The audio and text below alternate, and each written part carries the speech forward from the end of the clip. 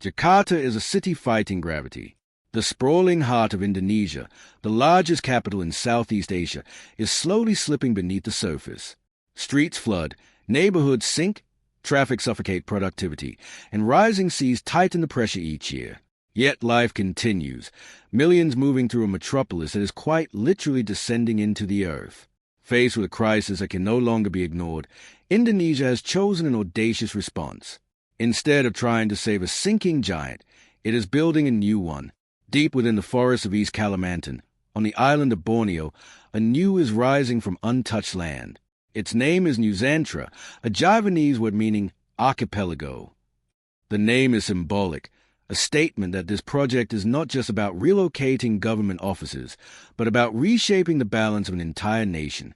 The price tag is staggering, around $35 billion. The ambition is even larger. By 2045, nearly 2 million people are expected to call this new city home. But why take such a drastic step? Jakarta's problems are layered and relentless. Built on a delta crossed by 13 rivers, much of the city sits at or below sea level. Years of excessive groundwater extraction have caused the land to subside. Around 40% of the capital is already below sea level, and flooding has become routine. Add explosive population growth, aging infrastructure, and climate change, and the situation turned critical. On any given day, more than 11 million residents crowd the city.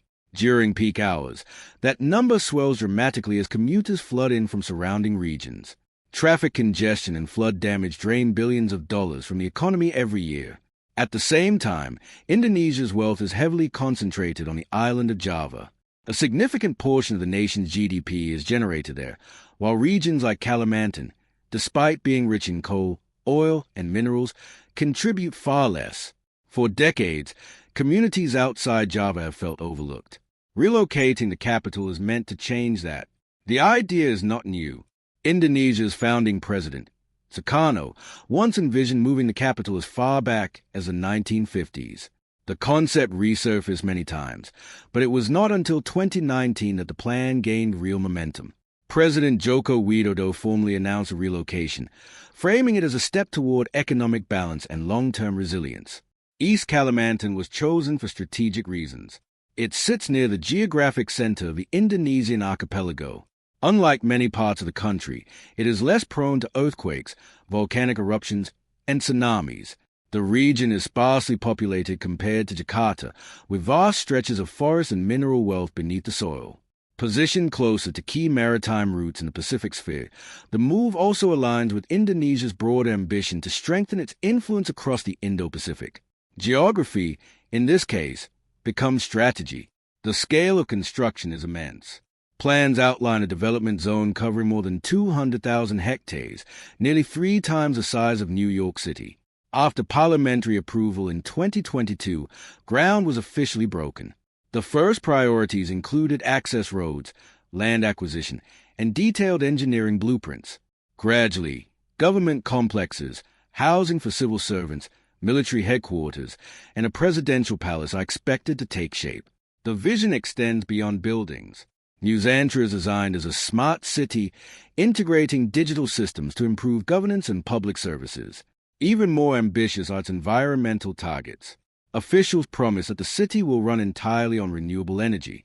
The goal is for the vast majority of daily movement to occur via public transportation, cycling, or walking. Leaders describe it as a low-carbon hub for healthcare, technology, and sustainable industry. Yet grand visions demand enormous funding. The government plans to finance just over half of the total cost, relying heavily on private and foreign investment for the rest. That dependence introduces risk. Investors seek returns, while planners claim they want to avoid inequality and corruption. Balancing those forces will not be easy. Progress has also been slower than promised. The pandemic disrupted timelines. Early visitors to the site reportedly saw little more than forest and a project sign marking ground zero. Some international backers hesitated. Attention has since shifted toward potential partners in the Middle East and China. Environmental concerns loom large as well. The proposed site lies near delicate peatlands and biodiverse habitats. Borneo is one of the last natural homes of the orangutan. Conservation groups warn that large-scale construction could accelerate deforestation, threaten wildlife, and increase the risk of peat fires that already blanket parts of Indonesia in haze each year. Indigenous communities have voiced fears too. Many worry about losing ancestral lands, especially in the absence of strong legal protections for traditional land claims. Development, they argue, must not come at the cost of culture and heritage.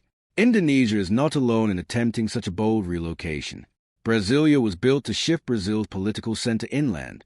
Abuja replaced Lagos as Nigeria's capital. Naypyidaw emerged almost overnight in Myanmar. Pakistan developed Islamabad. Egypt is constructing a new administrative capital east of Cairo. The results have been mixed. Some projects ease congestion but struggled with inequality, affordability, or underpopulation. Others became symbols of ambition, yet failed to fully solve the problems they were meant to address. Nusantara now stands at the beginning of its own uncertain story. If it succeeds, it could rebalance Indonesia's economy, relieve Jakarta, and redefine how nations respond to climate vulnerability. If it falters, it may serve as a cautionary tale about the limits of engineered solutions, because building a capital is not just about pouring concrete. It is about moving power, identity, and trust. For generations, Jakarta has been more than an administrative center. It has been the symbol of Indonesia's rise, its political heartbeat, its economic engine. Shifting that center of gravity to Nusantara means asking millions to redefine what the nation looks like on a map and in their minds. That psychological shift may prove just as complex as the engineering challenge. Imagine the logistics alone. Ministries relocating thousands of civil servants. Families uprooting their lives. Diplomatic missions rebuilding embassies. Businesses deciding whether to follow the government inland or remain in the old capital. Every decision creates ripple effects across housing markets, employment patterns, and regional development. And then there is Jakarta itself. The move does not erase its problems. The city will remain Indonesia's commercial powerhouse for decades to come. Millions will still live there. Ports will still operate. Skyscrapers will still define its skyline. Relocation is not abandonment, it is redistribution. The government insists that Jakarta will be revitalized, fortified with sea walls, improved infrastructure, and long-term flood mitigation projects that in theory, two strong cities could emerge instead of one overstretched giant. But theory and reality often diverge. New capitals around the world have shown that master plans rarely unfold exactly as envisioned. A city can be designed on paper to be inclusive, green, and efficient. As construction crews carve roads through thick vegetation and surveyors map out future districts, Nusantara remains, for now, a promise suspended between imagination and reality. Blueprints show ceremonial boulevards, government plazas, green corridors, and residential zones woven carefully into the landscape. Officials speak of a forest city, where development blends with nature instead of replacing it. They describe vertical gardens, energy-efficient buildings, and digital systems quietly managing traffic, utilities, and public services in the background.